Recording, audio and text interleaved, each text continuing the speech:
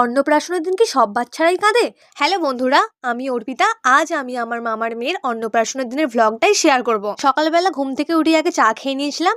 তারপরেই ডেকোরেশনের জন্য আমরা ভাই বোনেরা মিলে বেলুন ফোলাতে বসেছিলাম। একটা লম্বা বেলুনের চেন তৈরি করা হয়েছে, যেটা গেটের মধ্যে লাগানো হবে।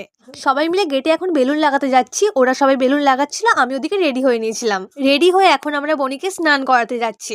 আমার মামার বাড়ির পাশেই একটা পুকুর আছে, সেখানেই ওকে স্নান করানো হবে। স্নান করিয়ে নিয়ে এসে ওকে রেডি করে নিয়ে এখন খেতে বসানো হয়েছে।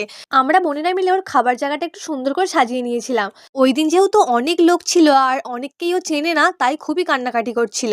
অনেক কান্নাকাটির পর ওকে একটা আলাদা ঘরে নিয়ে গিয়ে একটু থামানো হয়েছে। ছবি তোলার জন্য ওকে আমার তৈরি করা ড্রেসটা পরিয়ে দিয়েছিলাম, আর ওকে ড্রেসটা পরে খুব সুন্দরও লাগছিল। তোমরা দেখে জানিও আমার তৈরি করা ড্রেসটা পরে ওকে কেমন লাগছে। এবার সমস্ত রিচুয়ালস কমপ্লিট করার পর আমরা খাবারের ওখানে চলে গিয়েছিলাম। সবার খাওয়ার শেষে বাড়ির লোকেদেরকে আমরা ভাই বোনেরা একটু পরিবেশন করে দিচ্ছিলাম।